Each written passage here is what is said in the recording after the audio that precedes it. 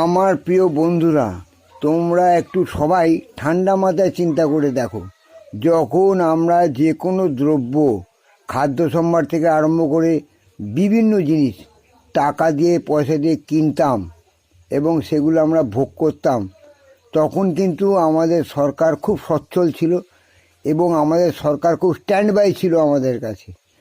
কিন্তু বর্তমানে আমরা যেটা পাচ্ছি সেটা হচ্ছে মুফতে পাওয়া, ফকটিয়া পাওয়া। যেমন রেশনের চাল, ডাল, তেল, নুন যা পাচ্ছি সবই কিন্তু বিনা পয়সায়।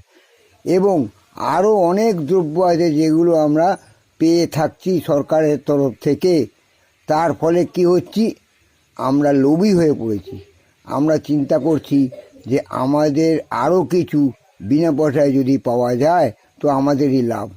কিন্তু লাভ না। তোমরা কি জানো, আমাদেরকে সরকার সব রকমভাবে লোভের ফাঁদে ফেলে দিচ্ছে। তার ফলে আমরা লোভী হয়ে গেছি এবং আমরা আস্তে আস্তে অকর্মণ্য হয়ে যাচ্ছি, কর্মবিমুখ হয়ে যাচ্ছি। ফলে আমরা নিজেরাই নিজেদের ভবিষ্যৎটাকে অন্ধকারাচ্ছন্ন করে দিচ্ছি। এর ফলে আমাদের প্রত্যেকটা ভবিষ্যৎ আমাদের নষ্ট হয়ে যাচ্ছে।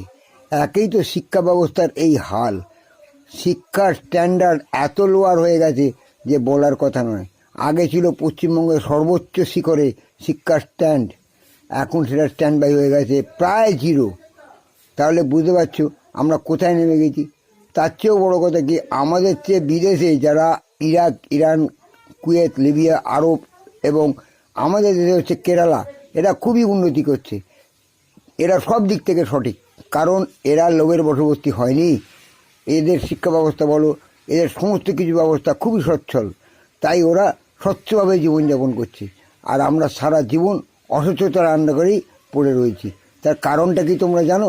কারণটা তোমরা বিশ্লেষণ করে বলো তো বন্ধুরা, যাতে আমরা নিজেরা সজাগ হতে পারি, সচেতন হতে পারি এবং সচ্ছলভাবে জীবনযাপন করতে পারি। তোমরা একটু যদি জানো একটু বলো তো। জনগণের হাতে ছেড়ে দিলাম এই বিচারের ব্যবস্থা এবং এই উত্তর পাওয়ার আশায়।